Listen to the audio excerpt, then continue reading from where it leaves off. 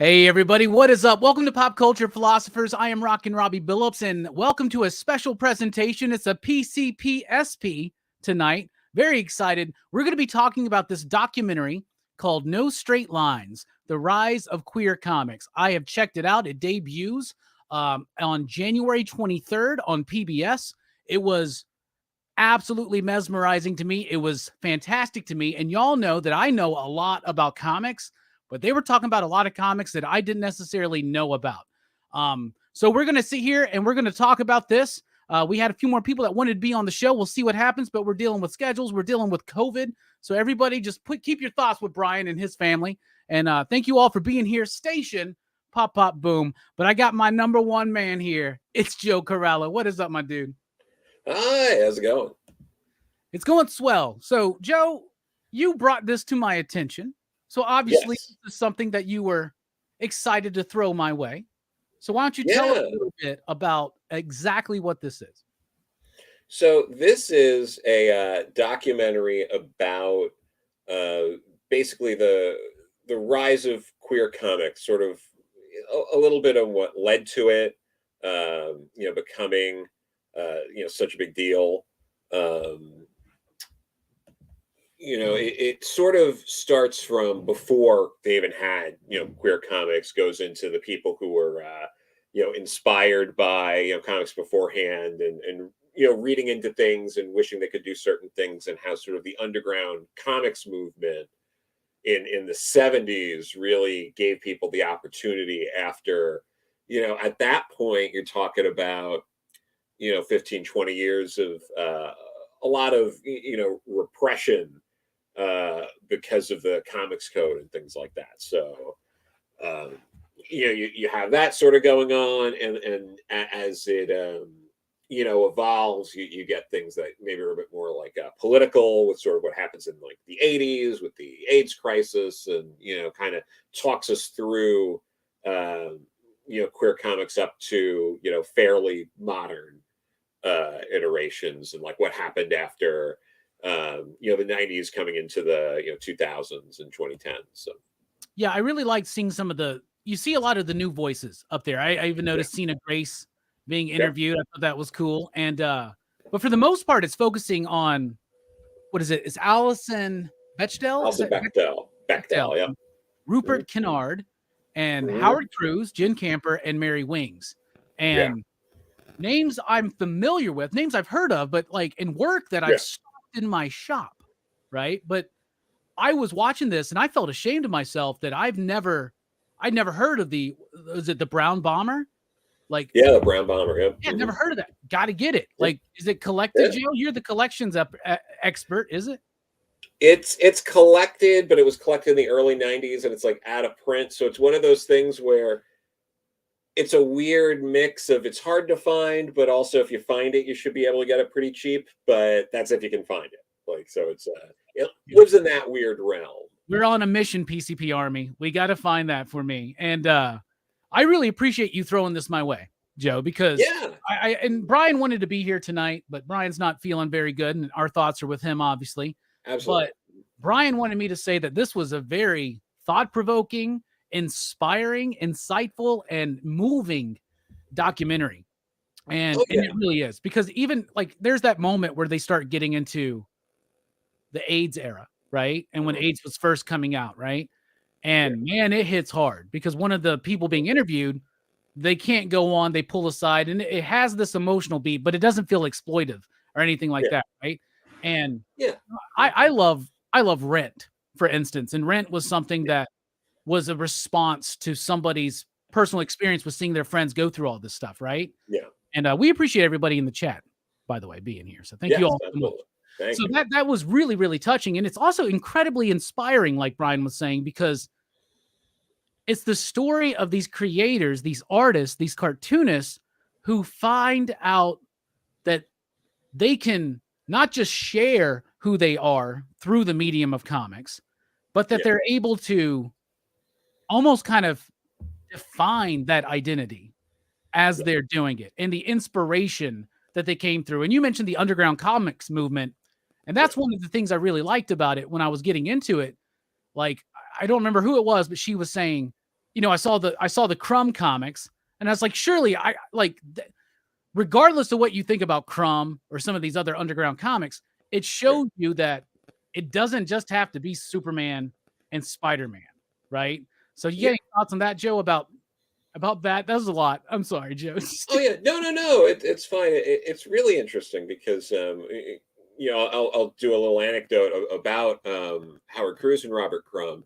Howard Cruse was actually sort of a pen pal of Robert Crumb's. They were sending letters back and forth, and there was at one point, Robert Crumb was like driving around the country to go to yard sales, and happened to be in where Howard Cruse was living at the time.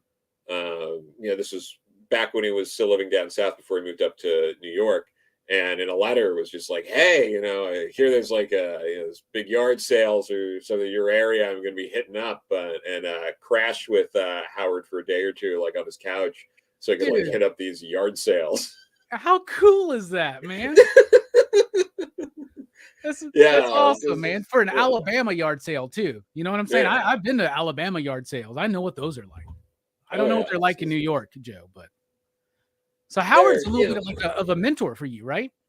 Yeah, no, he was. He was to a lot of people, and I certainly met him, much later in life. There were people he was, mentors and points of inspiration for, decades before me, certainly. But I got to meet him, later, around 2012. I want to say I really started to, get to know him. So within the last like 7 years of his life, but I'd send him some comics I was doing, and I remember I sent him sort of this like cyberpunk comic I was self-publishing with Danny Luckert, who now does a bunch of stuff with like Cullen Bunn and did Red Mother at Boom. But I remember why don't I have this, Joe? Why don't I have this comic? I'll dig it up and send you a digital copy. But it was. I've also talked with Danny in the past. He actually reached out a while back. He just doesn't have the time, but he was like, I still think there's like something here that we could like do something with. And I was like, I do too. So I might even email Danny after this and just because I saw I had another announcement for another book and just congratulate him. Look, bro, before you take on any more gigs, let's have a chat, right? Let's have a chat. So you sent that stuff to Howard and he responded to you, and he was very polite about it. It was just like, oh it's good, but like it's kind of like he was the one who was kind of like, well, why don't you do you want to tackle sort of like queerness in your comics? Like, is that like why aren't you doing that kind of thing? And I was like, oh I know why I'm not doing it. It was so in a way, he was kind of, like giving me, as he gave, countless other people over time, like permission to kind of be like, just do it. Like, what are you doing?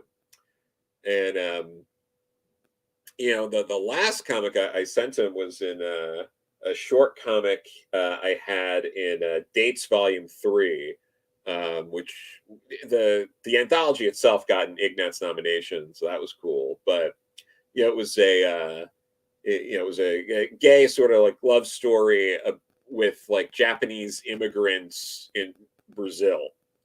All sort of based, factually on, Japanese immigration to Brazil in like the very early, 1900s. And basically, like, tangent, but a lot of people might not know this.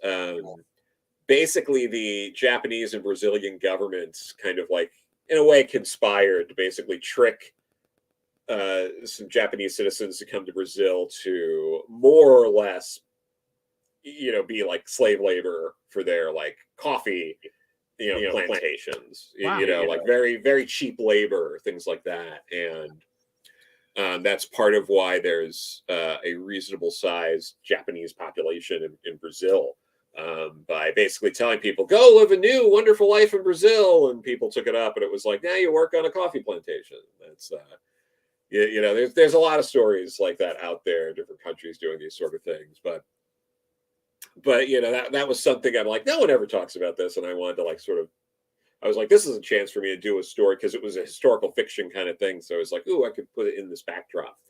And I had sent that to him, and he really liked it and was like, I like that you're doing this sort of thing. I'd like to see you do more comics that are like this. And he had passed a few months after that.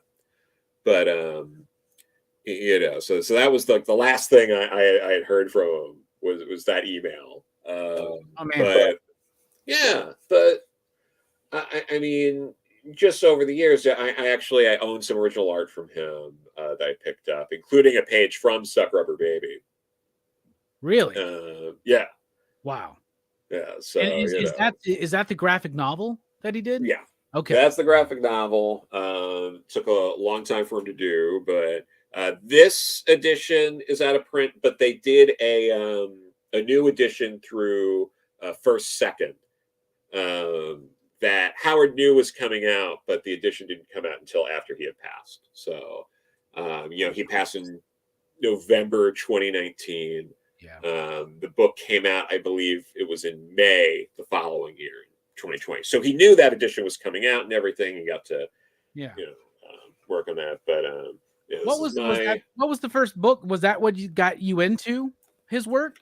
This definitely got me into his work, but I mean, Wendell is another one that's like a really important piece. That was a comic. Again, I think it's out of print, but you should still be able to get it at a reasonable price. The complete Wendell, because these were comics he was doing that were running in the Advocate, and it was all through like the 80s. So you're basically doing this story through the Reagan era, the AIDS epidemic, and all of that, and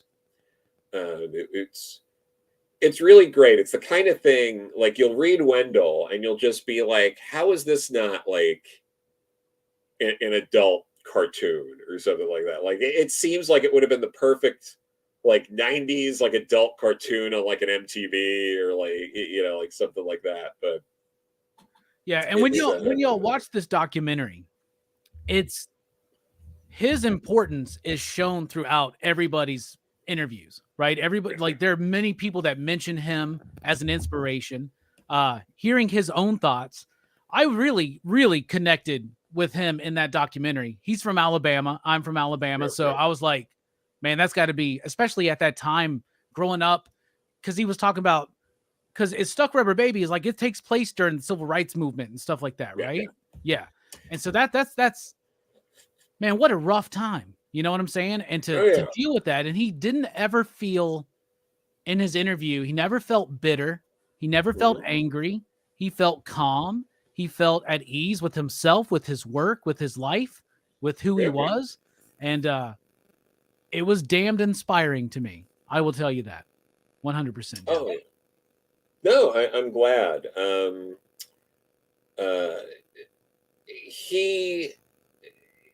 He claims, the book is basically billed as being, like not autobiographical or something, but it's definitely based closer on his life than, he really talked about. It's close in a lot of ways. Obviously, there's different things that fictionalize it, but there are definite aspects of him in the main character.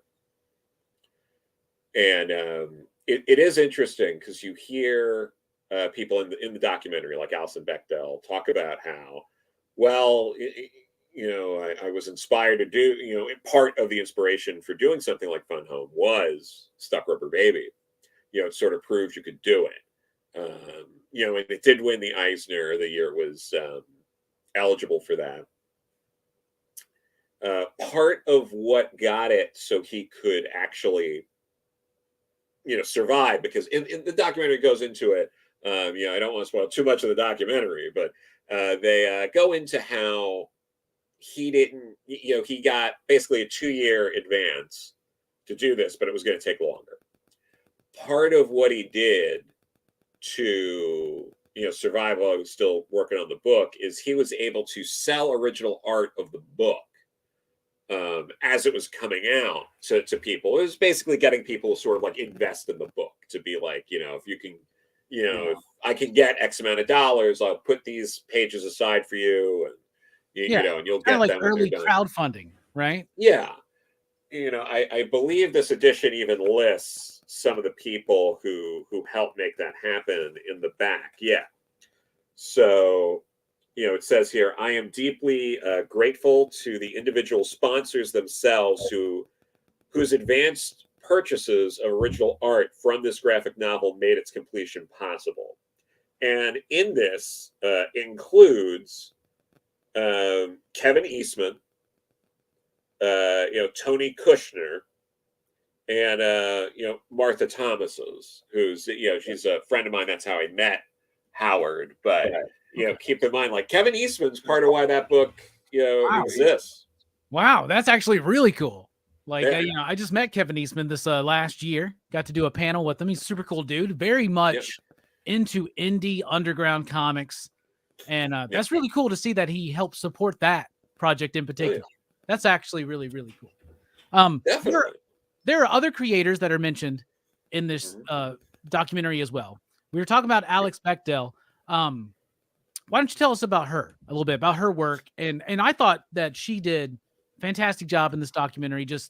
I love, my favorite things about these kind of things is when they're talking about the process, when they're talking about the art, when they're talking about the pens. There's a moment where she's like, isn't it funny that I know exactly what pen I was using in this moment? And I love that kind of stuff. I think it's so cool and absolutely fantastic. Is it Fun Home is the one that she did, right? That Fun Home's the big one. She's done Dykes to Watch Out For is like what got her name out there. Because Dykes to Watch Out For is the one that has the strip of the Bechdel test with the two characters that are coming out of the movie. They're talking about, like, oh, well, are there two women in the movie that have a conversation with each other that doesn't involve a guy?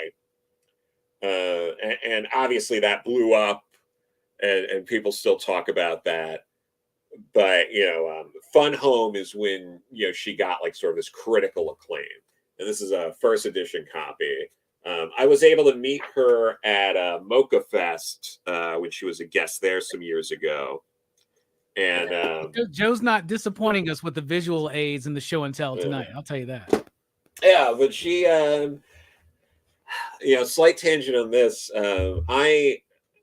I got to hang out with her a bit at Mocha because I was with a buddy of mine, Robbie Barrett. He's the one I actually did that story. Like, he illustrated the Dates Volume 3 story that I got to show Howard Cruse. Nice. And all that. But we ended up hanging out with her for a bit because we started talking to her, but Robbie, no joke, grew up with a family funeral home. His grandparents owned a funeral home. And very similar situation, with her having like the funeral home and the family, and that's why it's called Fun Home. So we're talking to her for a second, and it's totally understandable. I mean, you're at a show, everyone's trying to talk to you because the Broadway show was going on at this time. I actually brought my playbill and had her sign that as well because I got to see the show, which is great. But I went with Martha actually.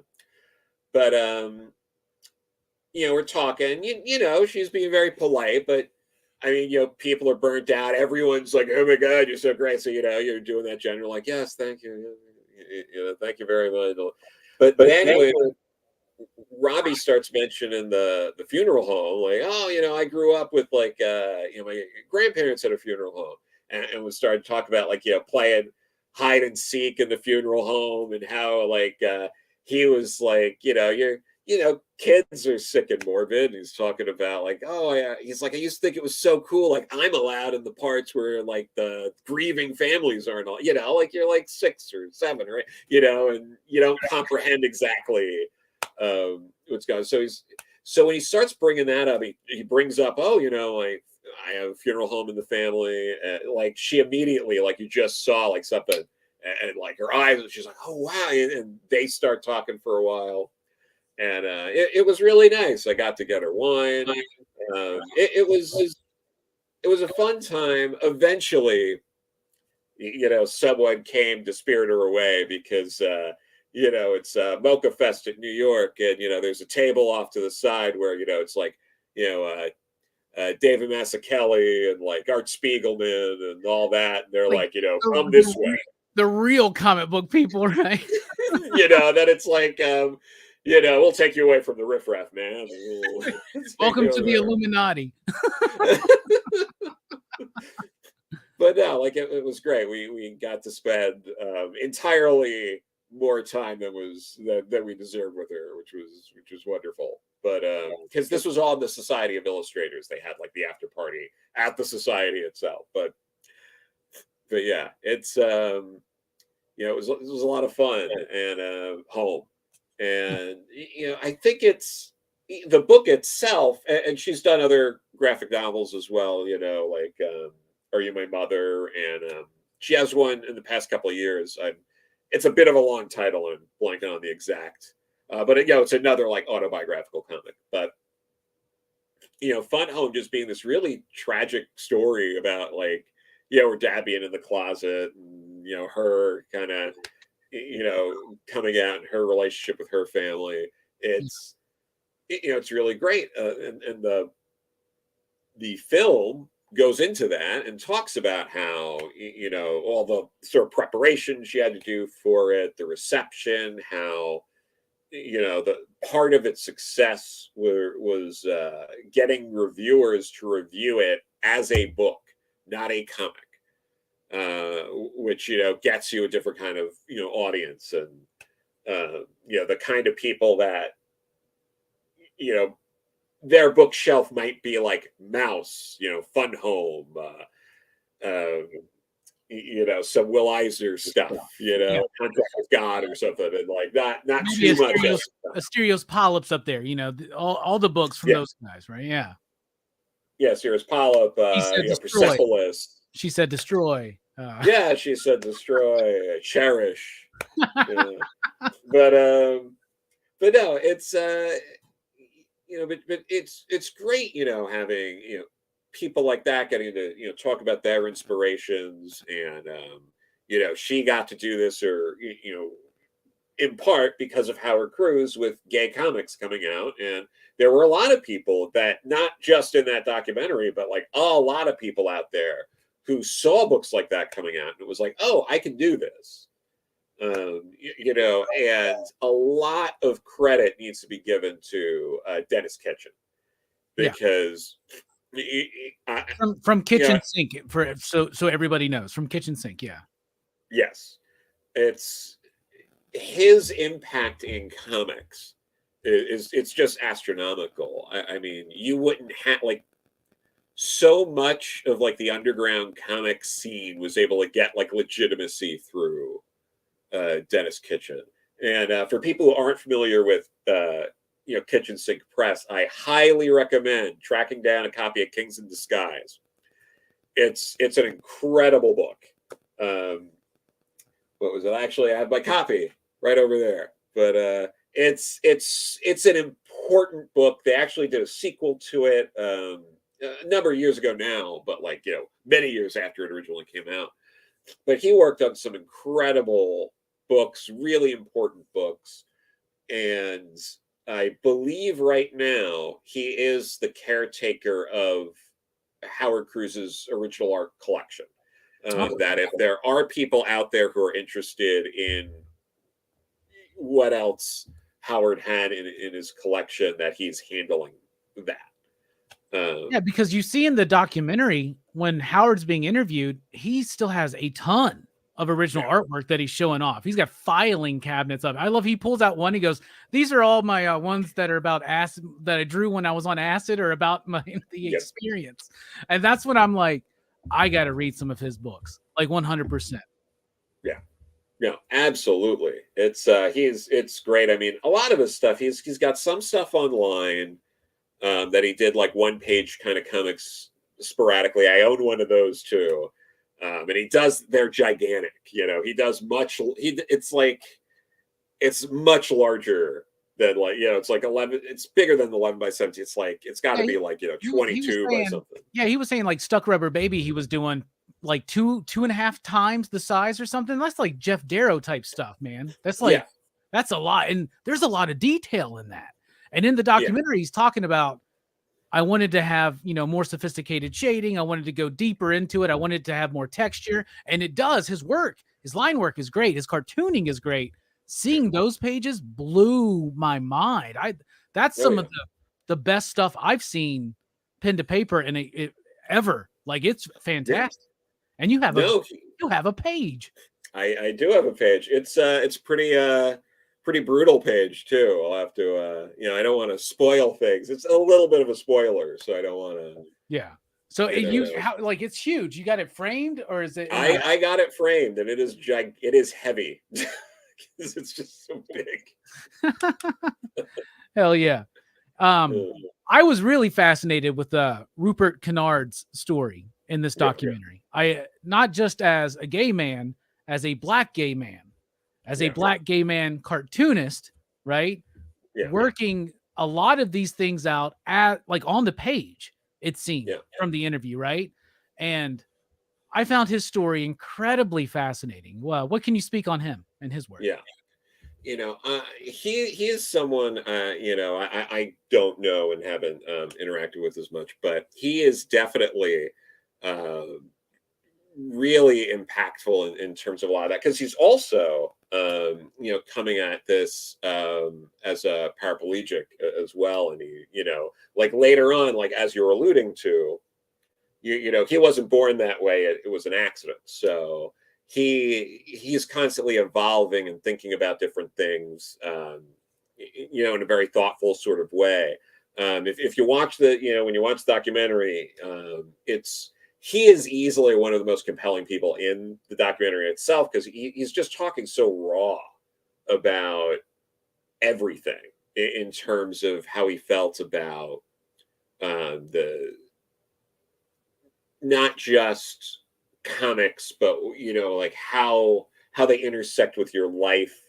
He definitely takes a lot to heart. I mean, you see him talk about, and it's a very raw moment in the documentary where he kind of feels like almost betrayed in a way, that like comics was he felt almost betraying people like him, because they were sort of teaching you that the world is white and things like that. And it's an interesting perspective that I think is really important for people to keep in mind. Yeah. He had to think about the word, and he said bamboozled. Yeah. Right. Yeah. And sometimes that's something that a lot of us comic book fans or movie fans or any fan of pop culture, we don't realize when we're so used to seeing ourselves in our fiction.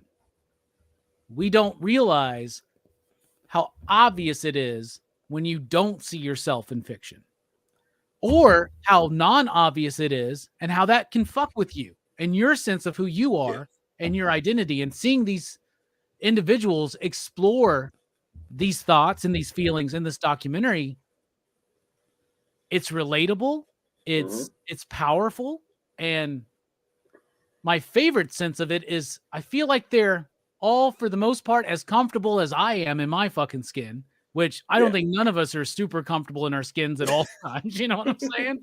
Oh, sure. No, it just makes me, it got me thinking about a lot of stuff in my own personal life. It got me thinking about a lot of other stuff. And it was a powerful documentary for me to watch at this particular time in my life. And I loved it. And he was very, very honest and frank, and like you're saying, some of the powerful, more raw moments come from him, and absolutely his journey. And I really got to get the Brown Bomber. I want to get a hold of that. I want to read it because it seems so cool. And then when they're talking about in the documentary, they're talking about that one moment where he's just doing this. He was in school, right? He's in college. Yeah, he was in college in Iowa. Mm-hmm. Okay, so college in Iowa. All right, think about that. He's a black gay man doing cartooning in college in Iowa. And he's got this character, and he does this story where it's all black panels, and you see his thought bubbles, and he feels trapped. He feels like he's not who he's supposed to be. And eventually he breaks free and he comes out, right? And then he says, and it's one of my favorite moments in that documentary, is when he goes, people started talking and having this conversation. I didn't know that this character was gay. And then they go, are you gay? And he's like, yeah, have been the whole time. He's just like, he seemed like a really cool, laid back, down to earth kind of guy. Have you ever read any of his work? I haven't read too much outside of just a few things here and there, but yeah, watching that again, I was like, yeah, I got to track down the trade of the Brown Bomber and the Diva that's out there, and Yeah, just look up some of his other work. And they mentioned that he's also, so he's coming from the Black community perspective. He's coming from the gay community, but he's also talking about women. Yeah, in his stories, and talking about how like men treat women and women treat women and stuff like that. And it's so cool that he seems to be a thinker outside of just his own personal experience. Which well, yeah, and it was also interesting hearing him talk about, and this is something else that's just like a whole other level of like perspective and maturity, where he was talking about being grateful for having met other people who were paraplegics before he experienced that himself. Just like have that understanding and empathy. It's he's really quite an incredible guy, but he also gets me thinking of other things too. I think this is kind of a good segue about stuff that's relevant to this documentary, but it's not something that the documentary goes into specifically. That I'd love to have more people talk about. Like this is a real kind of discussion sort of thing. Is you hear a lot in recent years, months, weeks of people saying things like, I want to word it carefully and all that, but you basically hear people, on the internet of all places. I know, right? Preposterous, Joe. Preposterous. Yeah. People who like comics that were saying things like, oh, enough of the gay stuff, or we get it, or what are they trying to accomplish? Or, and you're starting to hear, again, some really, disgusting language in terms of people throwing around like terms like groomer and things like that related to, the existence of queer people in comics. And it wasn't that long ago that this stuff would have been considered unpublishable by mainstream sources, and literally unpublishable as in the Comics Code Authority wouldn't allow it up to, a certain point. And I feel like a lot of that perspective's lost, that people don't quite understand, where it fits in history. I think there is probably a larger sort of discussion that could happen, because there is this sort of, it's the kind of thing that you'd like to talk to some of these underground artists about. I have, candidly, like, offline, but how some of the stuff going on now is, I don't mean this to, offend. I don't mean this to put down people who are doing some great work out there, and people who aren't doing great work. It's not to offend people, but some of it does come off, and this is beyond the queer community. This is, a lot of different communities, but specifically we're talking about the queer community here, as the equivalent of, a Citibank float at the Pride Parade. And, it is complicated. And there are a lot of, I think people have opinions and thoughts on this, and, it's worth delving into, but that has to be done respectfully. And I think it's a non-starter when it's like, you can't have people coming in and being like, enough of this gay shit or something. It's like, that's a non-starter. But if you want to have a conversation about like corporate pride or this and that, and like using it for like, it's again, that's not exactly that's not something that this documentary is handling, but these are the kind of things that I think of, and I think other people might, like, because it sticks with you. You think about the history, where things go, where things are going, and how things should be handled, and wanting to,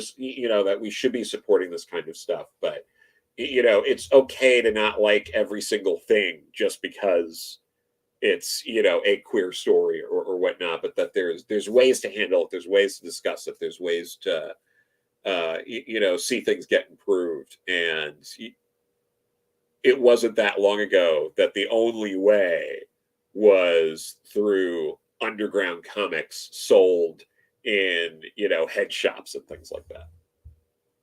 Yeah, and by the way, if you're going to buy comics, buy them at a head shop because you're going to get some good ones there. I promise you. All right, we actually have a special guest joining us, so I would like to bring in. Not quite yet. Okay.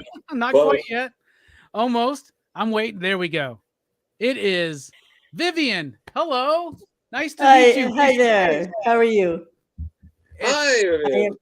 I'm talking to you from what's been a rain-drenched Bay Area, and we unfortunately in the last 2 days have had mudslides covering roads. And well, y'all so are dealing with that like atmospheric river or whatever, right? There's been so much storms and rains in California right now. Yeah, so it's been just goofy. So I'm a little out of breath arriving at the station, but I'm glad that technology could get me in for your show. I'm very excited. Well, thank you so much for being with us, Vivian. Yes. Tell everybody your involvement in this documentary that we've been talking about. Okay, well, I happen to be the person who directed and produced the film No Straight Lines. That means that I make a million decisions every minute. Most of them hopefully are good, and some of them maybe not. But that's what I do. And there's a whole team of people that works in service of putting together these kinds of, films. Justin Hall was the expert in the subject and created the first anthology of queer comics. And it's a really beautiful edition that's actually going to be republished pretty soon. And that's how we did it. So how did this project start about for you? Well, sometimes filmmakers get ideas and then go ahead and do it. And in this case, Justin had the idea and started to create a documentary, but not being a filmmaker, he invited his friend Greg Sirota to make the film with him. And the two of them kind of got stuck and came to me and asked if I wanted to take it over. And I said, well, I don't know. I had been involved in queer comics in the 80s when Alison Bechdel was doing this most amazing series called Dykes to Watch Out For. And we can go into that in a minute. But after that, I wasn't really following comics, to be honest. But they had me, Justin encouraged me to attend the first international convention of queer comic book artists. And it was just amazing. It was like everybody was there. Talk about intersectionality. Talk about what does it mean to be a community? Well, a community has all kinds of people, as it turns out. And the spark got lit. I kind of felt like they're great stories, and they're great storytellers, and there's no absence of images. So it all added up to the possibility of making a compelling film.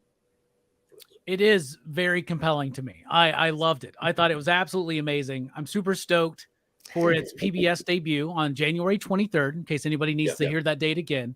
I loved it. And I am someone who prides myself on being so into comics and knowing so much about comics. And this was a section of comics history that I knew very little about. Even as a retailer, I've stocked some of these books, but I've never really dived into it. And tonight we've been talking about the work from everybody that was involved, being interviewed for this documentary. And I've got a reading list now that's at the top of the stack because I am ready. I'm ready to dive into this world. It was very inspiring to me. It was very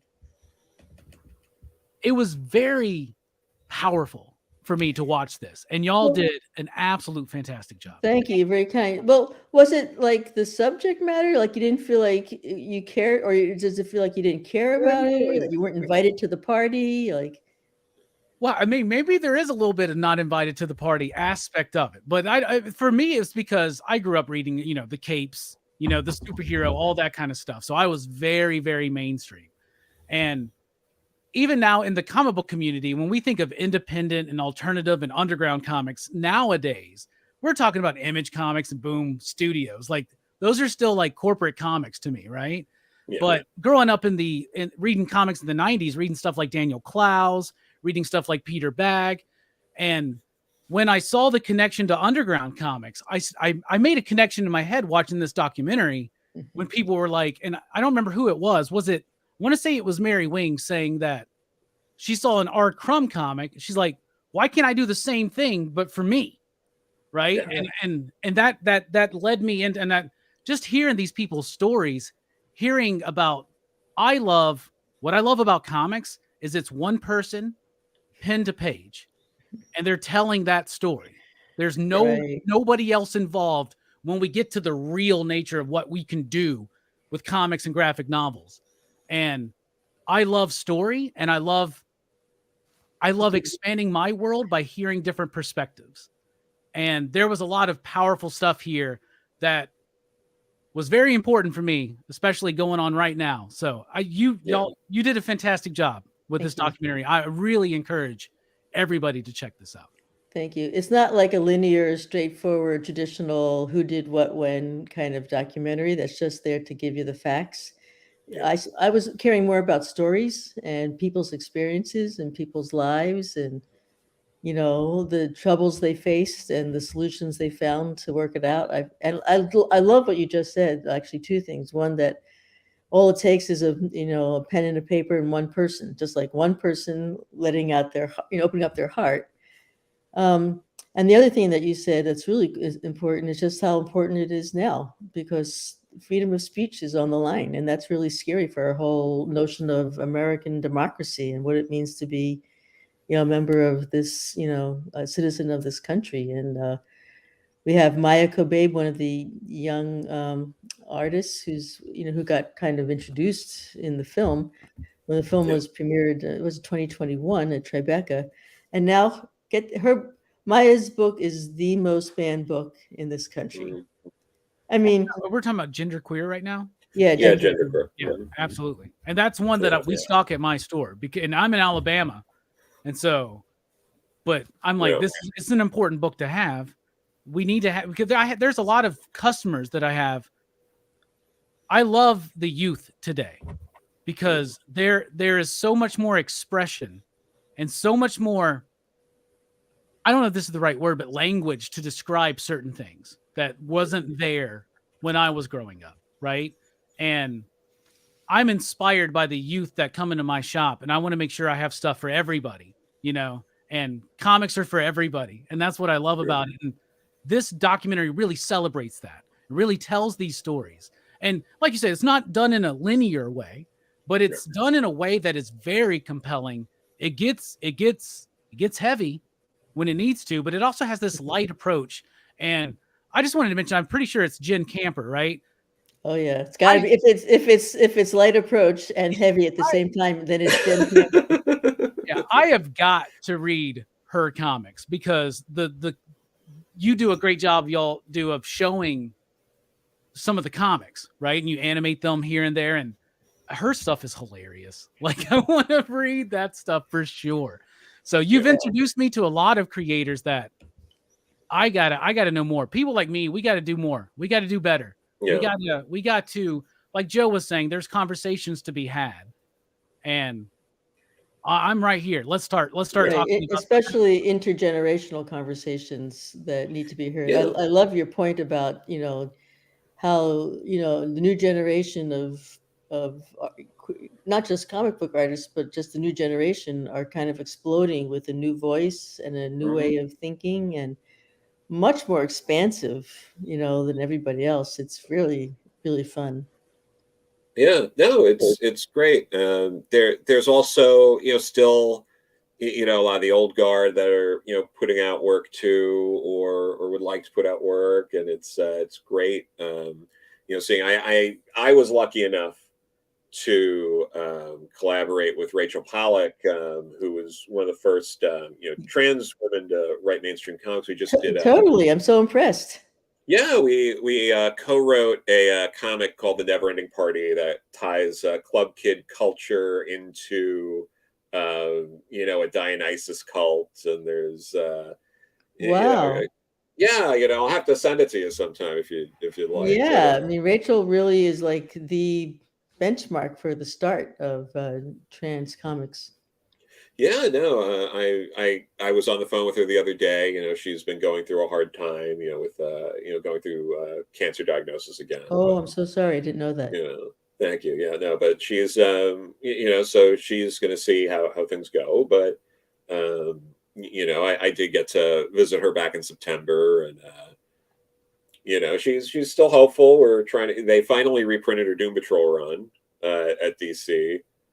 So I got to get a nice hardcover of that, and they Great. made sure to get her a copy, or copies rather. And I'm looking forward to a whole new generation to be introduced to, you know, Kate Godwin and you know, all these different characters that she was creating.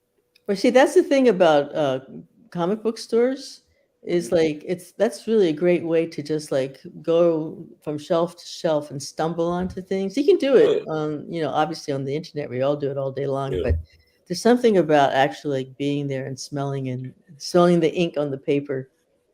No, absolutely. And you know, I also might as well, you know, say that and you can confirm this, like your documentary touches on, you know, quite a number of things, and will give people a reading list. But that doesn't mean it stops there. There's a wealth of other books, other things to touch on. Your homework's not done after watching this documentary, is what I want to tell people, you know. I don't think their homework's ever done at this point because, you know, Yeah. with the web and web comics, you know, how can you keep track of everything? Yeah. There's so much Yeah, out yeah, there. for sure. There's so much out there nowadays. Brian, I Yeah. just want to point out this comment, Vivian, because Brian was supposed to be here tonight, but he was a little under the weather, wasn't able to make it. But Brian wanted you to know that it's not often I see a documentary that makes me cry and then leaves me hopeful. So that's pretty cool, Brian. That is super cool. Actually, I am so touched. Thank you so very, very much. It's awesome. So I you know, when I do films, I try to take people on different emotional experiences, not just one note, not just ha laughing and not just crying, but like, you know, we're people. We have lots of different kinds of feelings, and so that's what I like to do in my filmmaking. Just because it's called a documentary doesn't mean it has to be boring. Right? Like documentaries can be just like real movies. In fact, they're probably more real than real movies, right? It's a smaller budget. Yeah. I was looking you up a little bit earlier. Were you involved in a Wu-Tang project? I just wanted to ask. Yeah, Yeah. that was a series that was done for Showtime. It was by an amazing production company called Mass Appeal, and they produce music. They also are doing all these amazing, very highly successful documentaries, and that one was incredible. That one I was brought on to help be what's called a story editor. You know, you come home with all this footage under your arm. The editor sits in the room and has a whole shelf in the old days. All today drives footage, and then you start to put it together. And sometimes there's someone when it's a complicated story like that one is. Then it's a struggle to figure out like how are you going to put the pieces together so that it'll hold together and it'll be interesting and not just nostalgic or not just information or not just it'll be multiple. So I'm lucky to have worked with them on a few projects, and that one actually did really well. That one it premiered at Sundance, and I think it also got a Peabody, but it got a Peabody.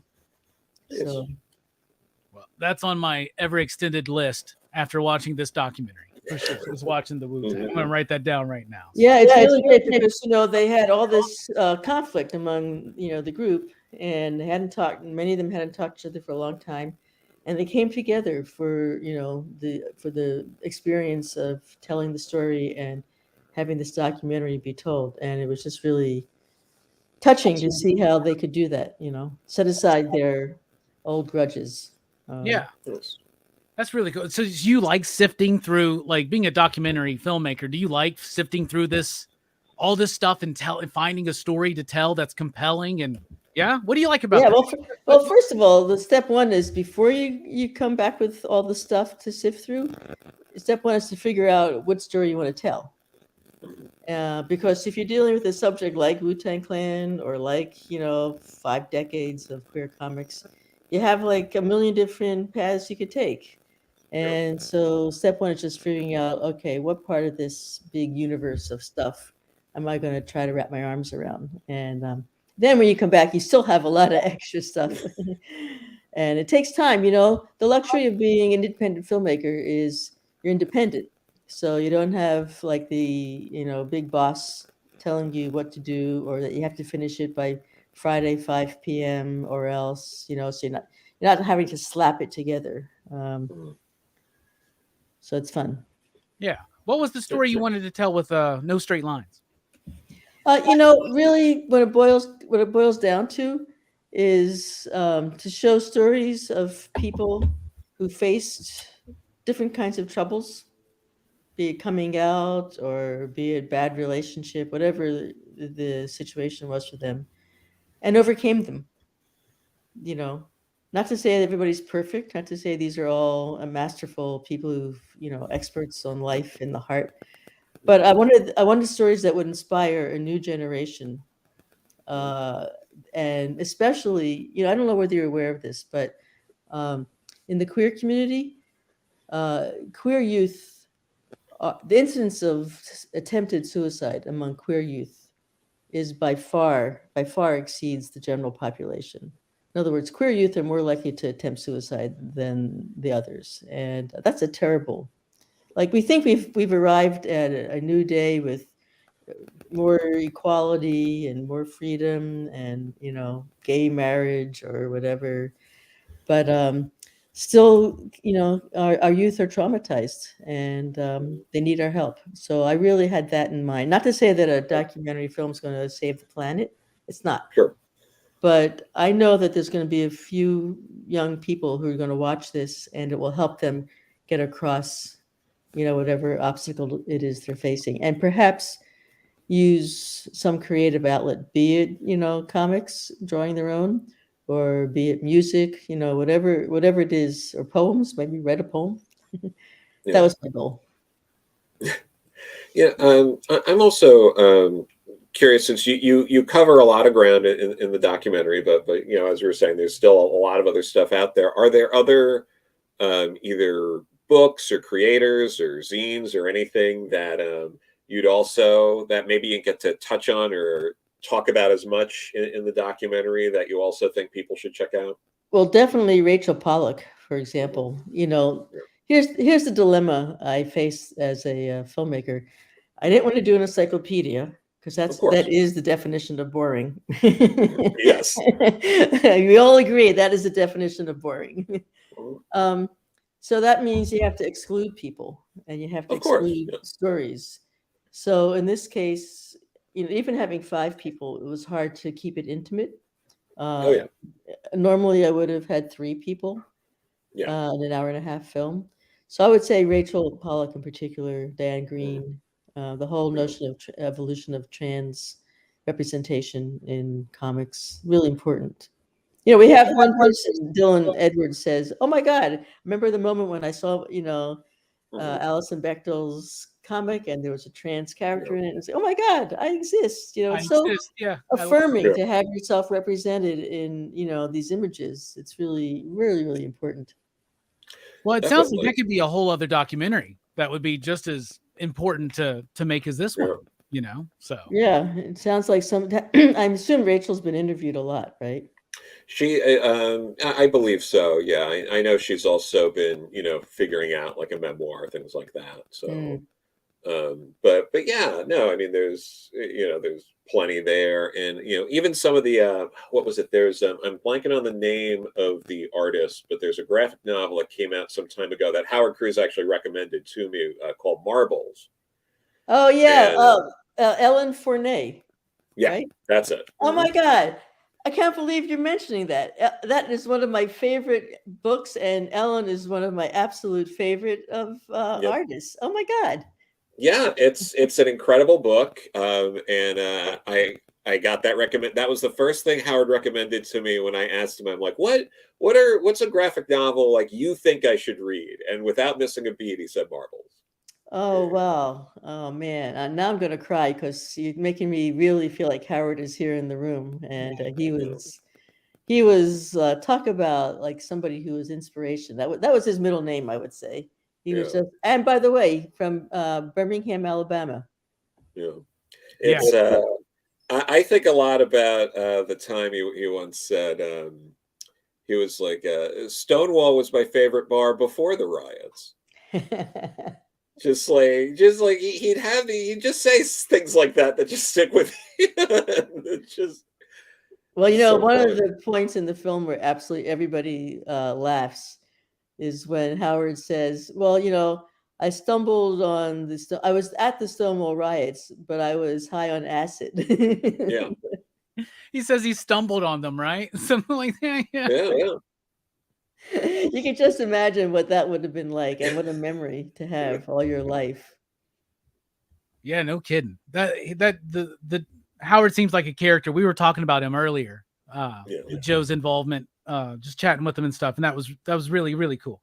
yeah, And yeah, him being from Alabama, that immediately I was like, wow. And then he was talking about Stuck Rubber Baby, Exactly. and it's like, wow, I can't even imagine what that would have been like to go through that, to live through that, and to be so to allow yourself to be so brutally honest with who you are with your work, because we like movies, we like comics, and not a lot of that tries to be too real or too deep at times, and we like our fantasies, we want to escape and all that kind of stuff. But the power of fiction to me is in applying it to something real, and Mhm. putting yourselves in another person's shoes, seeing the Right. life from another perspective. And that's what I love about story. And that's what I love about this documentary. You really got me pumped up. If you had a list of 3 comics to read based on if you watch this documentary and you like it, what are the 3 comics you should start at, Vivian? Oh, that's too hard. You're supposed to ask me easy questions, not hard questions. Okay, well, Joe can start if you want, because I was going to ask him the same thing. Well, no, I mean, I was gonna say these two are probably up there. Yeah, and that's easy. I get to say ditto. Yeah, Nice. and not that it should be a free for all after that, but definitely those two. There's some other things. What was it? I mean, I could cheat and just say you should also read Wendell, since I already, picked something from Howard Cruse. There was Ivan Velez shows up in the documentary, and if people aren't familiar with Tales from the Closet, that's an important piece. Actually, you know what? The other one, if we're talking about Fun Home, Stuck Rubber Baby, 7 Miles a Second. I think that's Oh wow! Now you're getting intense. Yeah. yeah. Now those are definitely 3. It's like give yourself some breathing room, because if you're reading 7 miles a second, like number one, don't read that like while you're on the subway or on a bus or something like that. Read that while you're by yourself, and don't like plan a lot for immediately After. after. Like don't be like, oh, I'm gonna go out and go out in the town, have some fun with people. Like, give yourself a little time. So I mean, that's a heavy one, yeah, though. it's Yeah. Yeah. not that Fun Home and Stuck Rubber Baby aren't. You should also probably do something similar, especially with Stuck Rubber Baby. I mean, Stuck Rubber Baby is also a very, they all are, but all of those I think Yeah. are Probably Fun Home has more humor in it than the others, but Yeah. but only by a small margin. Yeah. And another cool thing I liked about this documentary was that it was showing that, as heavy as some of these stories can be, because they're so personal, that's not all it is. Like, there's a lot of humor, there's a lot of sex, there's a lot of things that I personally love. Sex and humor, like, that's like, come on, right? Who doesn't like that? So I really like that this documentary shows comics are comics, regardless of who they're made by. Right. But these comics being made by so many different voices, that's what's important, right? We got to be able to have, because you were talking about censorship earlier, right? And that's a real thing. Like, people trying to ban books, people coming back at us. And, for the most part, we're always against banning books. But here lately, a lot of people seem to be hopping on that bandwagon. And I'm just not cool with that whole kind of vibe. And what's really cool to know is that when these conversations come up, I'm really proud of my customer base at my shop, the Deep Comics, because our sales on Mouse go up. Our sales on Genderqueer go up, so I'm like, sure, right? Try to ban them, because we're selling more than we were last month, because you're bringing the attention out. So I don't know, maybe that's a double-edged sword there. The minute that you say don't read it, any teenager with a heart and who's alive and breathing is going to run and try to find it. Yeah, and that rebel attitude, that is something that I really liked, that I completely just grasped with this documentary, was when someone says don't read something because it's too subversive or it's transgressive or it's too queer, or it's too black even, or it's too Middle Eastern, or like all these different reasons, it just makes me want to read it. When I was growing up, and I grew up in a Baptist family, right? And they were telling me, like, the Quran, don't read that. I wanted to. When they told me not to find out about Buddhism, I wanted to, and it helped me explore out further. And these kind of movies are very important, because, like I said, I'm a lifelong comic book fan, and there was a lot of stuff covered in this documentary that I just wasn't aware of, or just wasn't ingrained in, and it widened my perspective yet again. So no matter how comfortable you think you are out there with how knowledgeable you are about whatever, fiction you love or industry you're a part of, there's always still a lot more to learn. And I think that's a really fascinating thing for me about this documentary in particular. Well, that's what I love about queer comics in particular, is that let all voices out, let everybody be heard. People didn't feel like they knew they weren't going to make any money. They weren't going to be selling it to Marvel and DC. So there was kind of like, I'll just do what I want. And as a result, the stuff is just really, it grabs you. Yeah, it really does. And maybe a lot of people outside of that, of the queer community, don't realize that it's not just one thing. There are so many voices, stories, and perspectives in that community that, I mean, honestly, it's all us. We're all one community, right? And let's all just read. Like, I encourage you out there, if you're watching, read a book next week that you wouldn't typically have read. Just give it a shot. Try to read a voice that you wouldn't typically read, and keep doing that every once in a while. Challenge yourself. I want to wrap this up with this. Vivian, what do you think about, because you said you got out of comic books for a while, but I'm sure that doing this documentary plugged you back in a little bit. What do you think about the current state? Oh, yeah. Queer comics. It is so fun. I mean, the world has exploded in an entirely new way. When my editor showed me some of the stuff that's happening on the web, web comics, it just felt like a whole new universe. Because people are doing all these, there's like no boundaries. There's the categories. This is sci-fi. That's something else. They didn't matter anymore. It's just much more expansive in terms of, styles and voices and tones. And I think it's a very, very, very exciting time for comics. And it's one thing that Jen Camper likes to say, which is this. She goes, the joy of comic world today is that you have in the old days, there were only a handful of queer comic book artists. We all knew each other, and we supported each other. And now there's so many that I get to have the freedom to not like some of them. she's hilarious. I don't have to you like know. sci-fi if I don't want.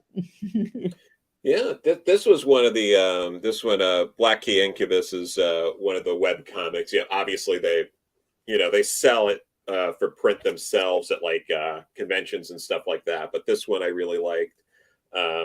There's there's no shortage, and exactly what you were saying. There are fantasy ones, sci-fi, slice of life, urban fantasy, Fuzzy animals.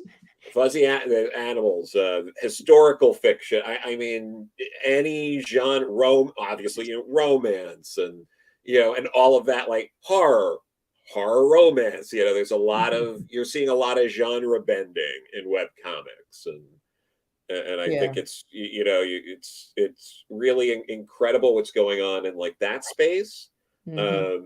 Especially if you allow yourself to sort of dig in and look at everything that's going on. Don't just stick to what's the number one recommended on like Webtoon or Tapas or some of these sites. Like, just really dig, because there's a lot of cool stuff. Yeah, I like your phrase genre bending. That's really what it's about. Yeah. Joe, what do you think about the future of queer comics and comics in general? Yeah, I think exactly sort of what, piggybacking off what Vivian was saying, what Jen Camper was, saying that we were quoting is, I think the future is going to see some more of that. You're going to see it like expanded. You're going to see it sort of, I think some of it's going to, now I don't want to say fade into the background, but some of it's going to be, I guess, normalized, and it's not going to, in the next 10 years or so, I don't think we're going to see as many things like, CNN or the New York Times talking about how it's a breakthrough that such and such came out as, gay or trans or queer in some way in a show, that it'll be something more normal and accepted. You would think it's 2023 that we would have gotten there, or you might think we wouldn't have come anywhere close to this, depending on where you're coming from. But I think that probably, like, we're going to start getting more into that, and you're going to continue to see that like genre bending. You're going to continue seeing the prevalence there. You're going to see it continue to dominate different aspects of, particularly indie comics. So yeah, and I think it's going to level off in, some of the more mainstream comics like Marvel and DC. I think, I'm hoping that we'll get to a point where there's not yelling and screaming and stomping over from some segment every time something even vaguely queer happens in a mainstream book. But we'll see. I don't know. I might be sounding overly hopeful. So yeah, maybe, but I hope so. I really do hope so. I mean, it just, unfortunately, sometimes it seems like that crowd can be a little bit louder than the other crowd, and I think that's something we have to change. I don't know. Why do you think they care about banning books to begin with? What's so threatening about it? It seems like what it seems like they always say is, we're worried about our children. And I'm like, first of all, it never seems like a lot of people seem to care about the children until this kind of stuff gets brought up, right? Because if we care about children, we're going to want them to. We don't teach children what they need to know to be alive today, and and even me, I don't know what it's like to grow up with social media. I don't know what it's like to grow up with all this technology around us, right? Like, I grew up in the 80s and the 90s, like where I thought we solved everything when I was growing up, right? And the older we get, the wiser we get, the more we realize that we haven't. And there's still a long way to go. But we've made progress and we've taken steps back. But I do think we're on an upward curve. And I really like that. But we all need to be more accepting. And if you care about children, care about children. But here's the thing. How about communicate with your children? How about listen to your children? How about that? How many I'm not a parent, so I don't really have too much to say, but I'll say it right now. How many parents out there actually listen to your kids? Because I don't think there's too many, and I don't know. I didn't feel like I was listened to very much by my parents. My parents loved the hell out of me, but I never felt heard. And I never felt understood. And that whole, I think it's a lie when you're like, it's for the children. It's because maybe it makes you uncomfortable, and why does it? That's a conversation you got to have with yourself. That's the question, right? No, and I'll add, I knew, like, just for a fact that I was gay by the time I was like 12. I was not exposed to any queer media or stories before that. I didn't have queer, out queer people in my life. It still happened. And nobody influenced you. Yeah, because that's not how it works. So that's a really, really, really good point. Where were you raised? Where'd you grow up? Long Island, in New York. And again, it's like it wasn't. It was just non-existent. It just wasn't a thing that there were just weren't people around. There were I mostly grew up in like the 90s. So even in like TV and stuff like that, I mean, there wasn't really much of that. Certainly not in a way that was like, oh, and it's okay to be this or that. Like maybe you'd get by the late 90s, maybe there were, you'd have like some sitcoms or something where maybe there was a very special episode where, but it was usually like it was usually like tragic, right? Or like comedic, like the comedic partner or something like that, right? So it was kind of tropey, especially in those earlier days, right? Yeah, well, especially in easily accessible, stuff, especially for, someone who's like, 12 or under or anything like that. I mean, like the movies existed, especially, more independent films, and, there's some mainstream stuff, but, it wasn't the kind of thing that was, like, oh, let's take the 12-year-old to see, so it's not like something that, me or, a lot of people would have been exposed to. And yet, here we are. So this idea, and I mean, even some of the stuff I liked, I mean, like, it's a 30-something-year-old gay man watching Sailor Moon when he was growing up. Who would have ever guessed? But like, even then, it's like there was queerness in that show that was all edited out of the original dub and stuff like that. Yeah. So it was like, I think they edited it so like these two characters were like cousins, and so they were like, close, but they cut it in a way to, cut all that romance out. The cousins thing seems creepier, right? That seems weird. Yeah, but I mean, that's true just for a lot of kids, and I mean, even today, you hear all the time, people, coming out or they came out even in like their 20s, that they were like, I knew before I was exposed to any media that this was like a thing, or like maybe, I think it's easier now to be aware that that's a thing that exists, but, it doesn't mean that all the resources are there, or the resource, so this idea of like banning books, especially, something like genderqueer, and I've gotten to meet, Maya Kobe, and got to collaborate a little bit. They M had a story in the Mine anthology that I did to raise money for Planned Parenthood, and Josh Trujillo was the writer on that story.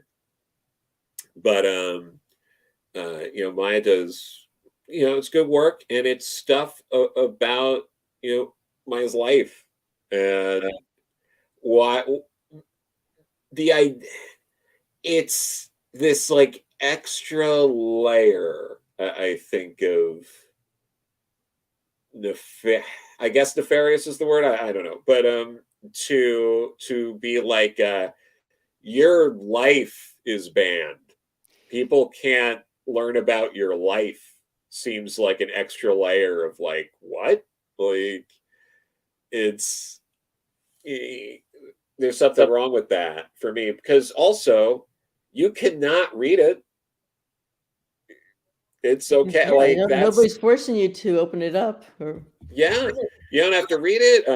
You can check it out and be like, oh, it's not for me, or like all this stuff. But like, that's how I feel usually when I read Amazing Spider-Man. So I just kind of like set it down, right? So it's okay. Yeah. I don't have to read it. Yeah. Now, like, what do you think, Vivian? What are your thoughts? I really was listening closely when you were talking about the kind of images that we had of, queer people way back when, and the notion that, the queer person was usually totally messed up in terms of psychology, like totally messed up, and they were either suicidal or homicidal. They were some sociopath. They didn't fit. They were misfit, and or as you were saying, Joe, they were a caricature of a human being. Limp wrist and Pee Wee Herman kind of stuff. And how tragic that is, that you only have those two options as images to think about when you start to realize that you have these desires. And who gets to like decide what desire is okay and what desire is not okay? I mean, that's the part that gets my gall.